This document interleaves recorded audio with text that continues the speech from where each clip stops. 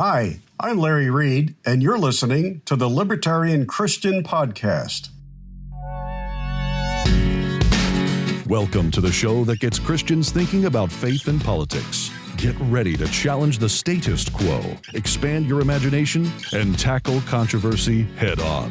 Let's stand together at the intersection of faith and freedom.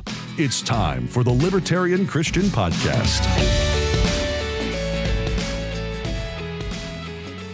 Welcome to another episode of the Libertarian Christian Podcast, a project of the Libertarian Christian Institute. I'm Doug Stewart, and I am joined today by Randy England. Randy England is a Catholic writer, former prosecutor, and criminal defense lawyer in Central Missouri. He is a board member of the Freedom Center of Missouri and the author of Free is Beautiful, Why Catholics Should Be Libertarian, which is the topic of today's conversation. Randy, thanks for joining us. Hi, Doug. I'm really glad to be here. You sent me a copy of your book, and when I told Norman Horn, who's president of LCI, I said, hey, Randy sent me his book. We're going to talk about it on the podcast. And Norman said, oh, Randy's great. And I said, okay, great. And so I started to read your book sooner than it was on my stack of things to read, because I read things in a certain order. And so I just pretty much devoured your book. I loved it.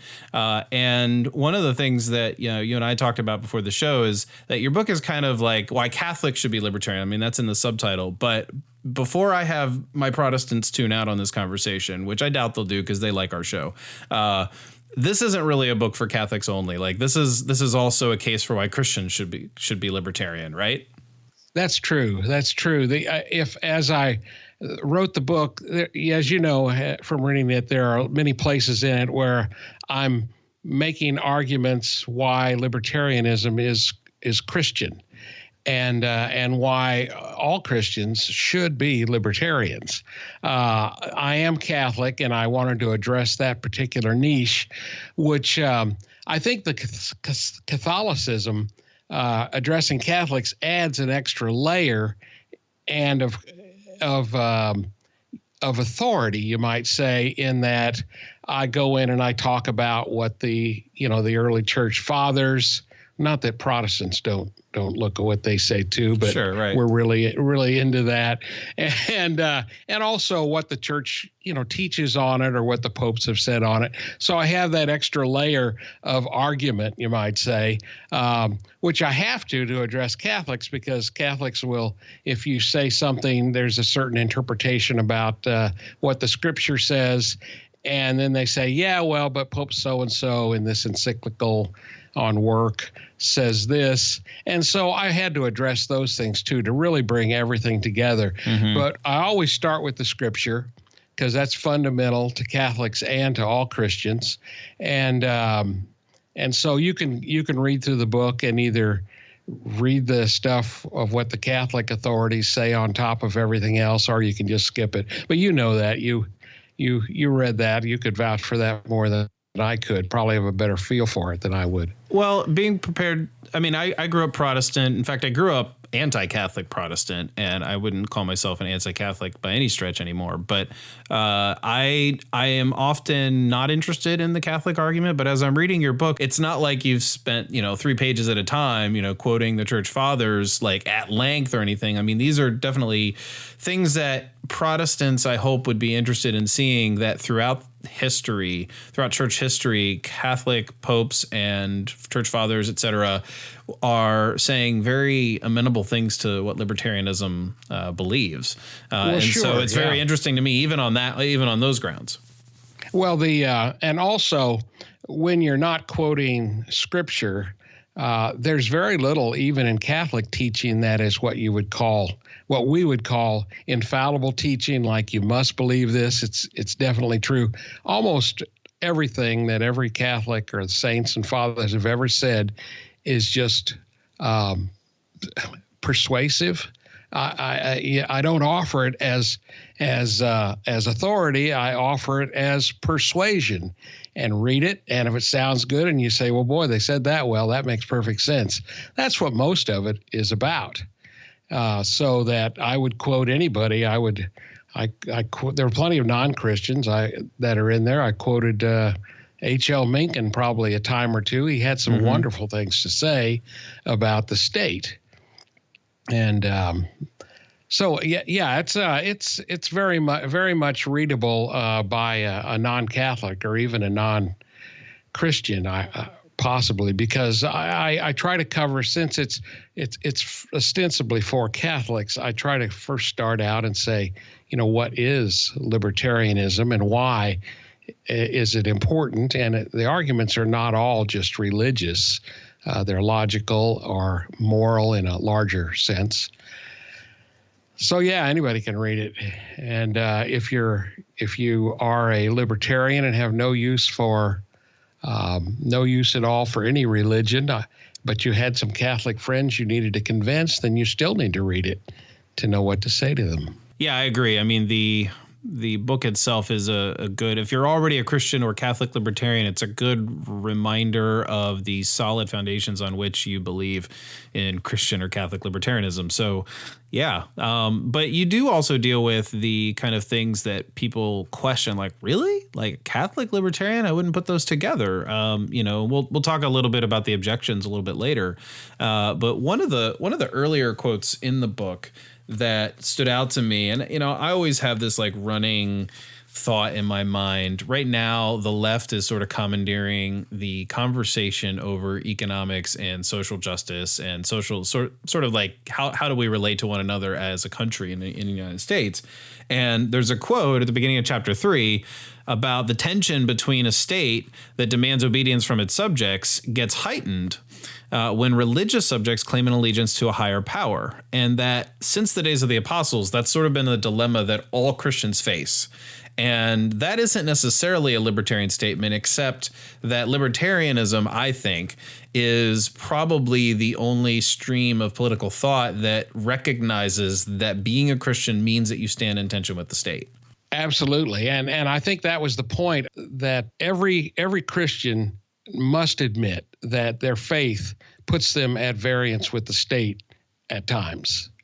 I mean, you just always are. Now, there is a huge amount, particularly in the New Testament, where the apostles and Jesus too, take great pains to not have Christians at conflict with the state. I mean, Jesus, he says things that make it very clear that state taxation is questionable.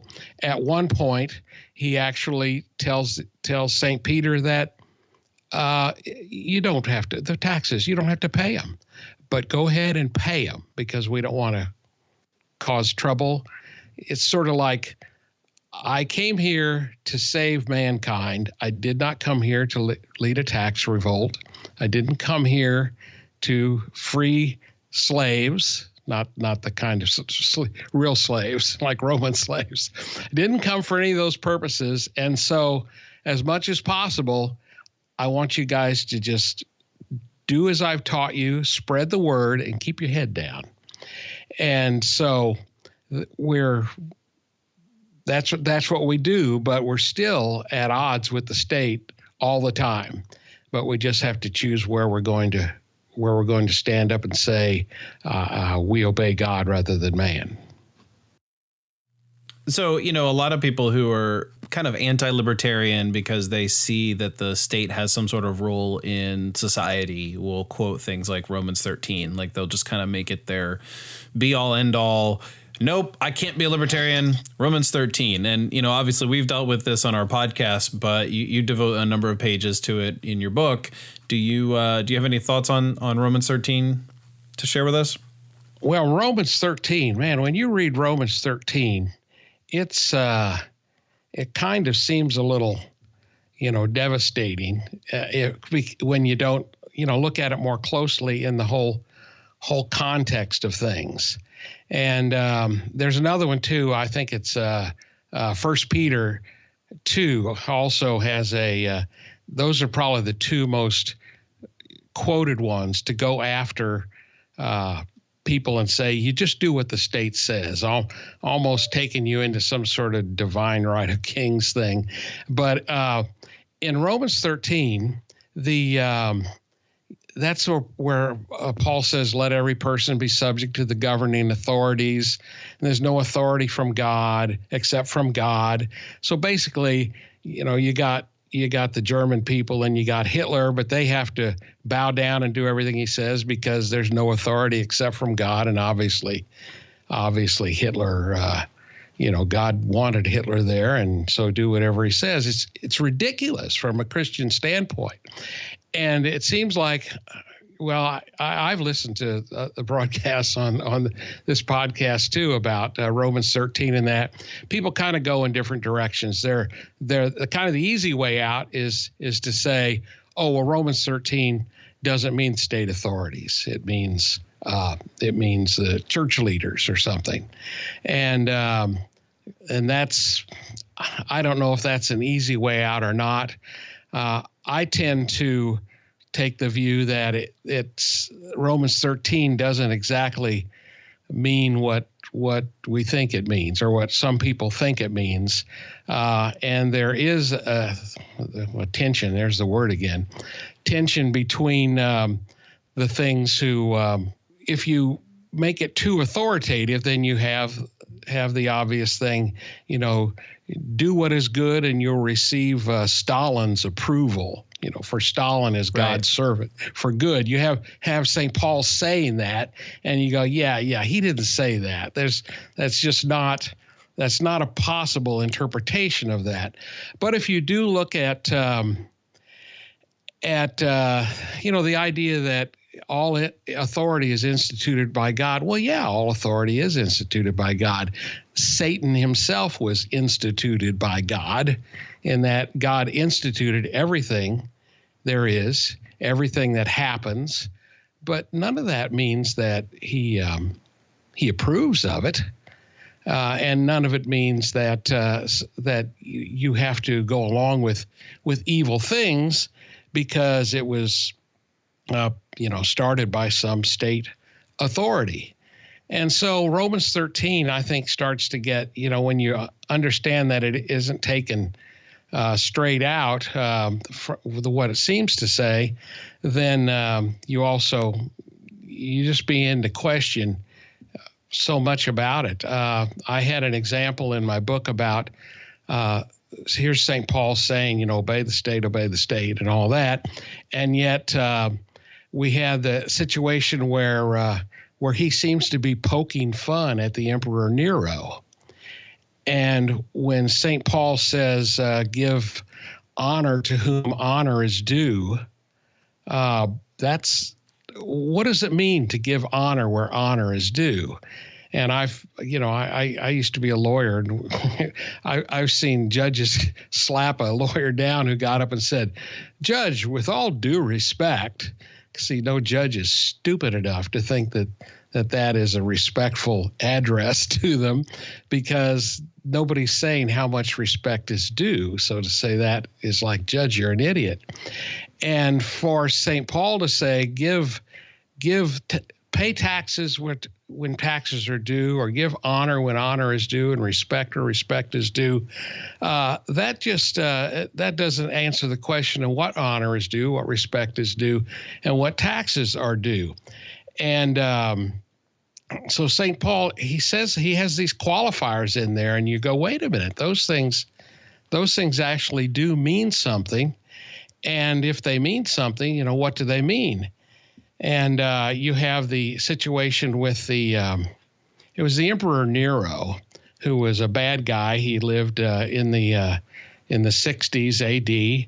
At the time, St. Paul was in Rome, and the Emperor Nero, who fancied himself a musician and an athlete and that sort of thing, he went to Greece because they were having the Olympic Games. And he did a concert tour of Greece where he went and sang, and everyone loved it, apparently. I don't know. But he also went and competed in the Olympic Games. And he rode in the 4-horse chariot race. And he had lots more horses than that, but they let him go ahead and do it because he was the emperor. And they started the race, and they started to go around, and he falls out of his chariot. So they stop the race, and they dust the emperor off, put him back in his chariot, and start going around again. He gets started. He falls out again. And he's kind of busted up at this point. He can't even finish the race. So they called off the race, declared him to be the winner, gave him the crown and the laurels and all of that thing. And the word, of course, gets around. I mean, everyone applauded the emperor when he was there. I mean, when it was, there in the stadium.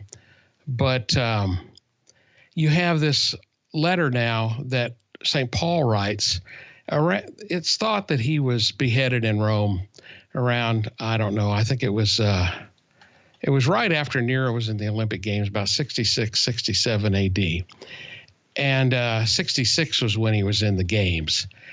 And Paul writes to Timothy. Paul is about to be beheaded. He's writing from his prison cell, a second letter to Timothy, and says, an athlete is not crowned unless he competes according to the rules. The time of my departure has come. I've fought the good fight.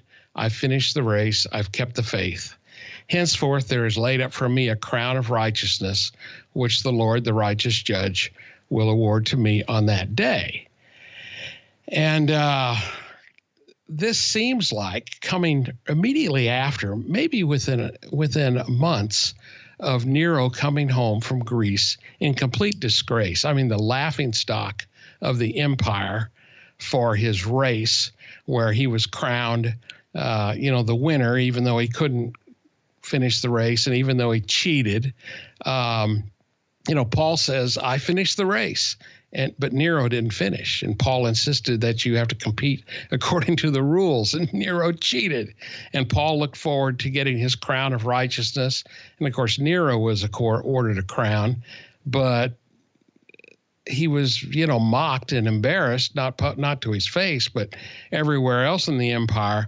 It seemed to me when I read this, together, that St. Paul was being a little disrespectful to the emperor. I mean, he made a really biting joke at Nero's expense, put it in a letter to Timothy.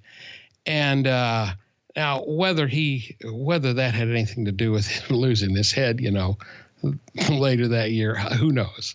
And whether he knew it would become public, who knows that? Although it certainly did become public. Everybody on earth knows about it. But still, if Nero was due respect just for being the emperor, as Romans 13, is read, then St. Paul failed to follow his own rule. And so when you're thinking about what we're supposed to do under Romans 13, or when we consider any duty at all to a government or a ruler, you need to think about the fact that, or at least not quote St. Paul about you owe this respect and all of this, because he didn't really feel that way. It makes you wonder if some of these things were written down for consumption by the government. And it was kind of like when Jesus said, render to Caesar the things that are Caesar's and to God the things that are God's. The Romans, they thought Jesus was saying, pay your taxes. And Jesus was saying that because he knew that his listeners, the people who were supposed to be getting the message from him, they knew what he was saying. They knew that what he was really saying was that, well, the emperor's got nothing. God has everything. And so I guess nothing is owed. And you could interpret it one way, and the Romans interpret it one way, and the Jews interpreted it the other way. And there's this subtext all through the New Testament and in all sorts of things. You run into the same thing with the issue of slavery. St. Paul and St. Peter both say, slaves, obey your masters. And that's really kind of problematic, for people to read today. I mean, it wouldn't have been 200 years ago because back, there was still slavery. But there's cracks in that, though, even at the very beginning. They seem to be saying, obey your masters, and given the idea that maybe slavery is okay, but of course it's not okay. I mean, we know isn't okay now, but even back then, who could think of the message of Jesus and think that one man could own another man? The tension there is just almost unbearable.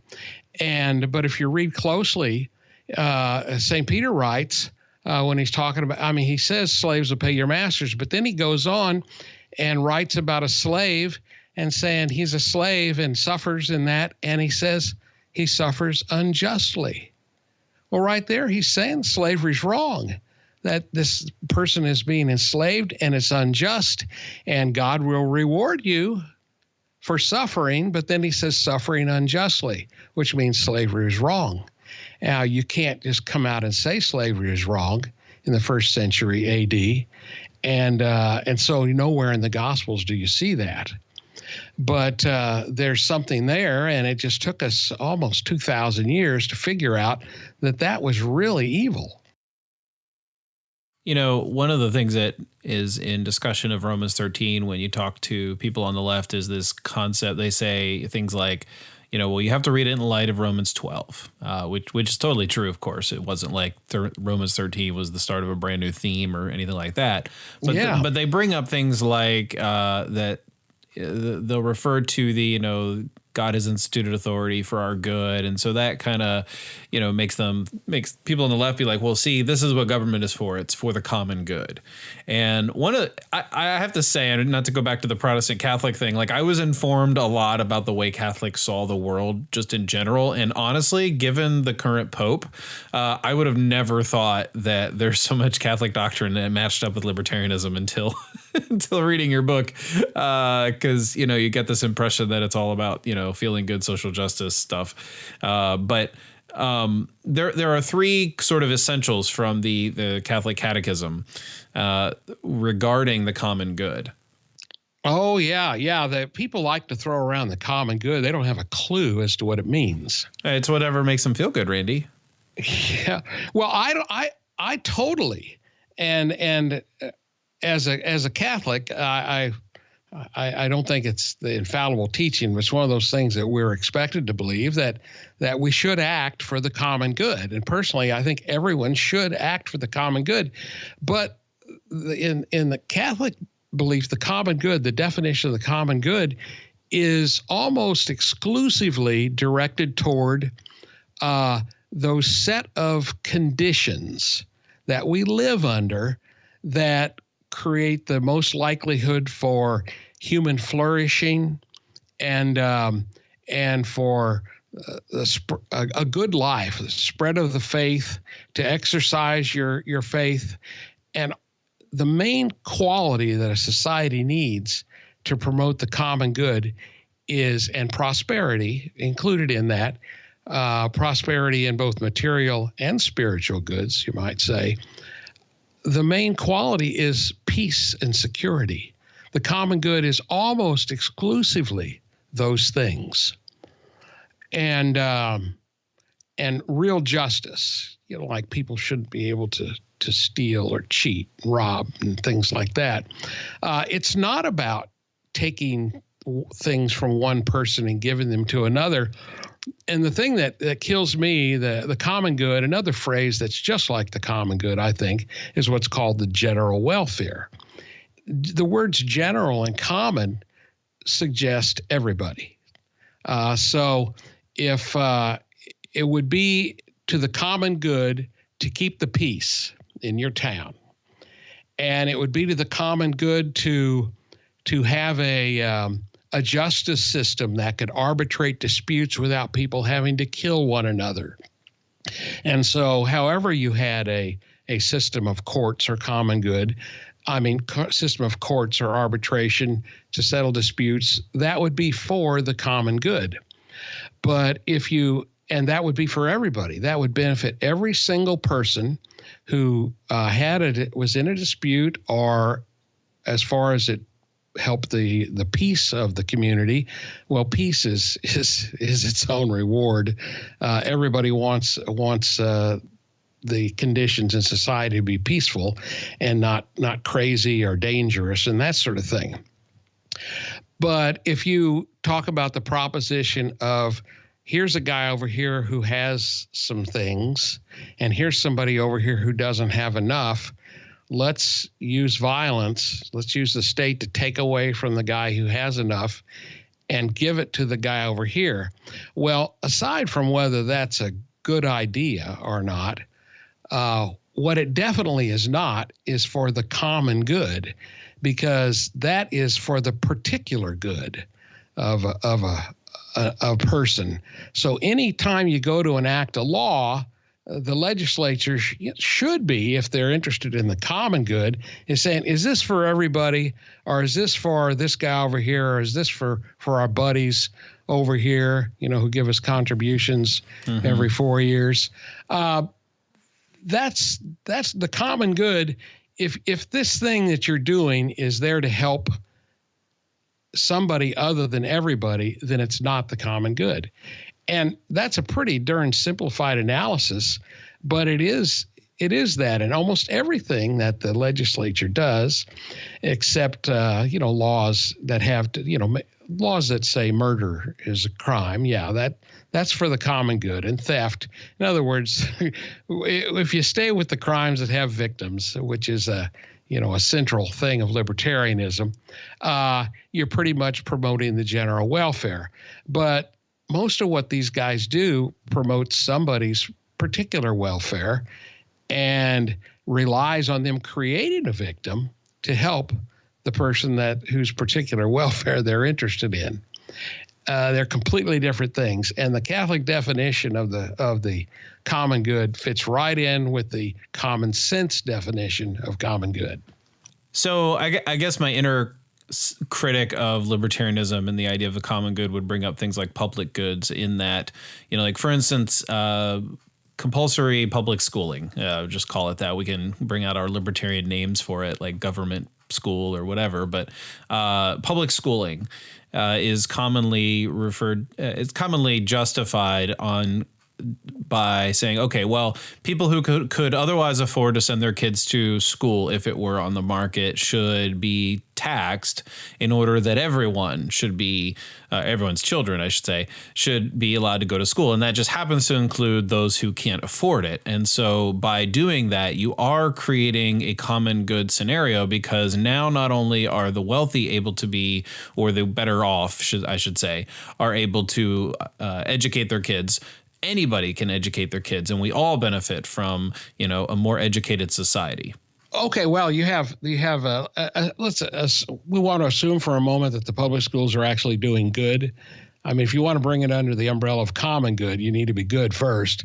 But let's just assume that this is a common good, like everyone would be educated, just like well, I don't know. If it's a common good, that's fine, and I could accept that something could be a common good, but you still have a problem from a libertarian standpoint, and I think from a Christian morality standpoint, of that you're doing good. You have a good goal, but you have evil means, because you still have to extort the money from people. You have to put a gun to every homeowner's head. At least that's the way it is in most places in the United States. Mm-hmm. You put a gun to their head and say, you're going to lose your home unless you give us $2,000, $3,000 this year to support the public schools. And so now you're doing, what St. Paul condemned of, shall we do evil that good may result? And the state says, yes, you definitely need to do the evil, or they're going to do the evil. Or, I guess from a societal standpoint, it's we that do the evil, because we're the ones that allow it or even mandate it. We go to the polls. I say we lightly. Sure. Go to the polls and elect. We elect legislators who will put these taxes on us. We elect sheriffs to take our homes from us if we don't pay. And so we do all this evil so that something supposedly good, like educating children, will occur. So I still don't think we get over the hump. I mean, common good is mostly stays with the idea of, well, what are you going to do with the money after you stole it?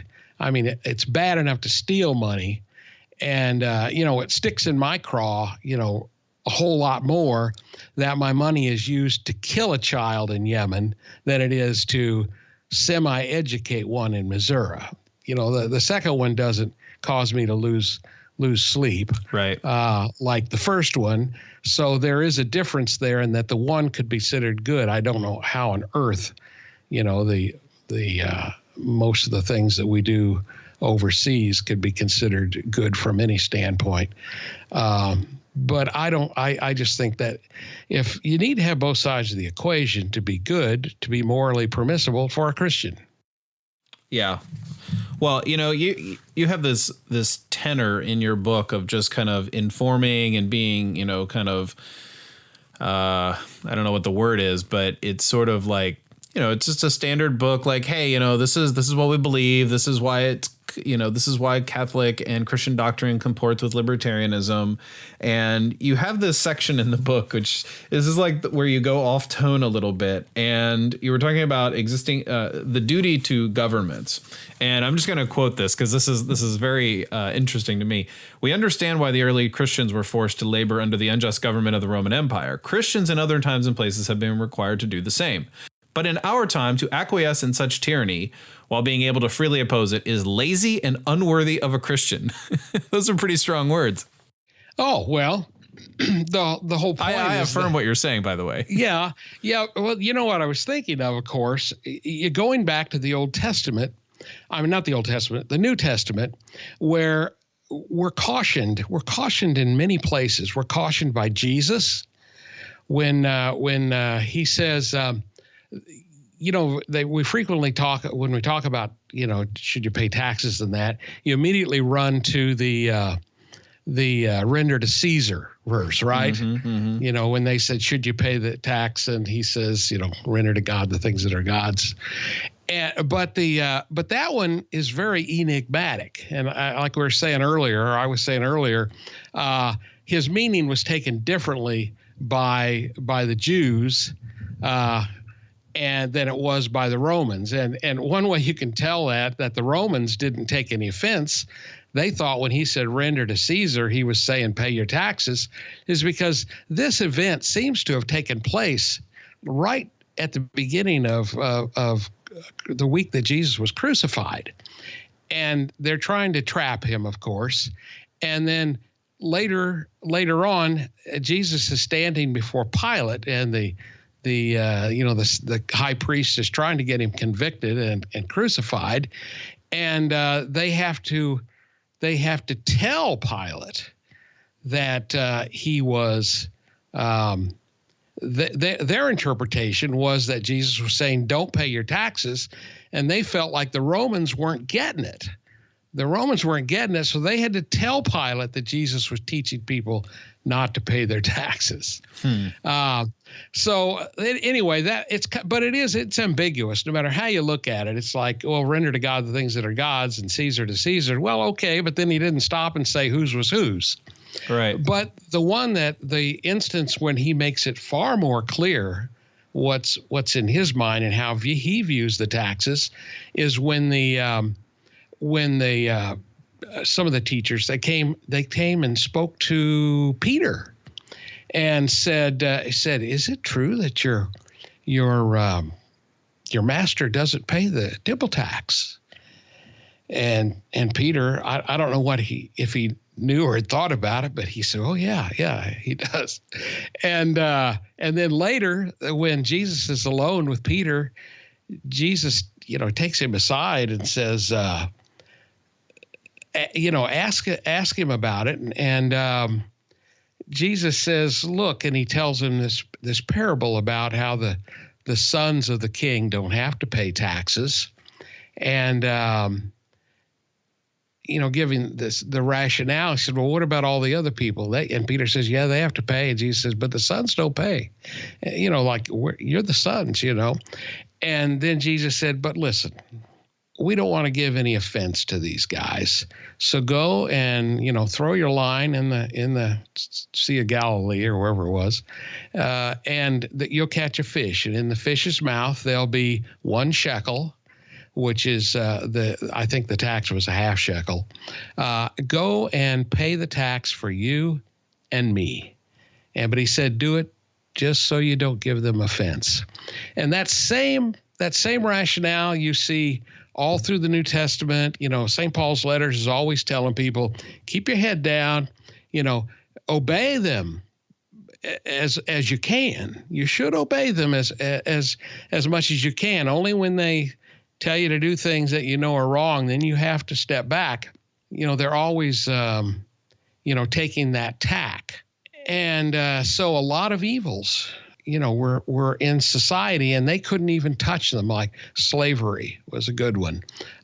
In my book, I talked about, the history of slavery, a very abbreviated one, about how it took so long for Western civilization to abolish slavery. And you had other things that were terrible things that were allowed and even seemingly approved by Christian society through the ages, like torturing people. And another thing that has only recently become acceptable is religious freedom. I mean, 500 years ago, Catholics and Protestants thought they had to kill each other for some reason. They just had to. They couldn't possibly live in the same country together. And somehow we got past that. And not that there's a relativism afoot and that, each side is saying, oh, it doesn't matter what you believe. It matters what you believe, but they just figured out that you don't actually have to kill each other. And so we came forward in time. And of course, when St. Paul wrote and when Jesus was writing, there was an emperor, an absolute dictatorship practically. And as time went forward, the first big thing that happened, around, in the 300s was that Christianity became legal. And so all of this stuff about how much you need to keep your head down and be quiet and not rock the boat and don't say anything bad about this or that started to go away to some extent. Christians before then, if they stuck their head down, they're liable to get it cut off. And now Christianity's legal.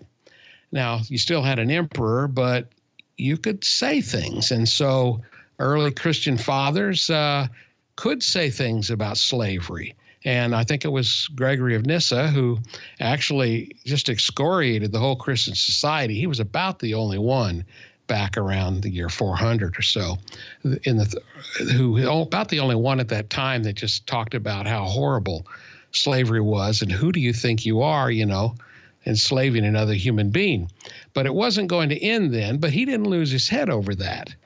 But then you move on ahead, and now we get into more modern times. And in 1776, the Declaration of Independence, you've got a democratic republic. And now you can say what you want. And so getting back to your question at the very beginning of this piece, Christians, when you can speak up and not get your head cut off, then you better do it. And if you don't, I believe the third word you thought was the word I used inflammatory was that it's lazy of them. And unworthy. Unworthy of them. Yeah. To keep their head down still, and I don't know if they justify it by quoting St. Paul, but St. Paul and Jesus both were first and foremost, talking about the society they were in. I mean, Jesus, he was actually, he had a plan for his own ministry, and he wasn't going to let anything diminish it. Or end it before he was darn ready. He was going to do his plan. It was he said, go ahead and pay the tax. We're not going to fight about this. Not here, not now anyway. Or the time when they tried to, when he was at his own synagogue and he kind of declared that Isaiah was fulfilled in their hearing, and they tried to kill him there, and he just kind of walked on through and got away from them. He wasn't going to let anything happen to him before he was ready. And the early Christians were not supposed to do or say anything that would jeopardize the mission of spreading the Christian gospel. But when it becomes fine to do that, then it becomes lazy and unworthy not to. At least that's my feeling. I wish we could talk for another hour about all the topics in your book. And so this is actually the second edition, right? You had it, you released it back in 2012, and it's now 2019, and now it's revised and updated. Give us a little insight into like the two halves of your book, because it's kind of divided into two parts. And then where can people buy the book? Okay, well, it is in two parts. The first part of it is the moral side of it. The philosophers, libertarian philosophers would call that the deontological side, or the rights or moral view of libertarianism. In other words, why you morally cannot do this to other people. And I think in the middle, I have a little introduction to the second part, which sort of introduces a utilitarian view of it. So, like, aside from whether it's morally right to leave other people alone to live their own lives, whether that's morally right or wrong, here's all the reasons not all the reasons. Here are some examples of why the whole human race would be better off if we were free, and how the poor would be better taken care of, and all sorts of things that are done heavy-handedly by government would be done so much more gently, of course, if it was done, under a free will scheme where people could work things out, a free market scheme. How things work out better, how minimum wages can hurt people instead of just help them. And, one thing I take on is occupational licensing and how much damage that causes to have the government decide who can work a job and who can't. And so you have the two halves of the book. First half saying you really have got to be a libertarian because it's the only moral position. And the second one is you really ought to be because it's the best position. Now, and that's probably the thing. I have a little section in the middle too that during the 6 years between the first version and the second one, I've had a few debates and things like that where I learned what a lot of the objections were that would be coming to the idea of a Christian or Catholic libertarian. So I had a chapter on the objections from that standpoint. And the last thing that I kind of changed between the two books, I added it. The revised version is about 60% longer. I don't know if that's a good thing or not, but I accept the idea that the individualism of libertarianism is it's right to say, leave me alone. I have the right to do what I want to do if I'm not hurting anybody else. But it's also kind of ugly. When that attitude and unbecoming of a Christian, that I think.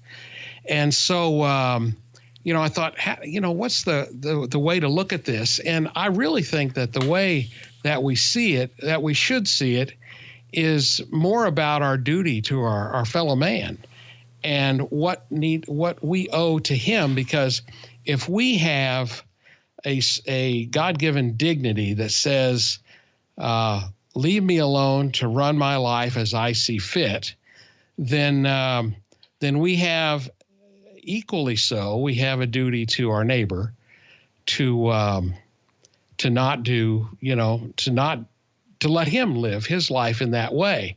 And that seems to me a much more Christian emphasis, to do that. I mean, what's the don't tread on me is the slogan. And on the front of my book, I used the Gadsden flag snake and put that and the don't tread on me under it, but I covered up the on me and put a little sticky note on there that says, don't tread on your neighbor. Because I think that should be our emphasis. And also that's a practical thing because, you don't have any control over how people treat you. What can I do to force people to respect me? And I'm thinking nothing. I can't make them treat me good, but what I can do is I can treat my neighbor good. And that's totally within my power. And so that, I think, that's the duty of a Christian, to just decide that even if we have to live, under the force of the state, we should do nothing and try to unreal the fact that our neighbor is also doing that, and we don't want to put any of that on him. We got to step back, not be the busybody. Just let them be free. And if everybody did that, then even the individualist ones that kind of take the more selfish tack, they would be free too. So the book is Free is Beautiful: Why Catholics Should Be Libertarian by Randy England. And Randy, thank you so much for being part of our podcast. Thank you, Doug. It was great to be here. Thank you for listening to another episode of the Libertarian Christian Podcast. If you like today's episode, we encourage you to rate us on Apple Podcasts to help expand our audience. If you want to reach out to us, email us at podcast@libertarianchristians.com. You can also reach us at LCI Official on Twitter. And of course, we are on Facebook and have an active group you are welcome to join. Thanks for listening, and we'll see you next time. The Libertarian Christian Podcast is a project of the Libertarian Christian Institute, a registered 501c3 nonprofit. The audio engineers were Doug Stewart and Jason Rink, and voiceovers were by Matthew Bellis and Caitlin Horn.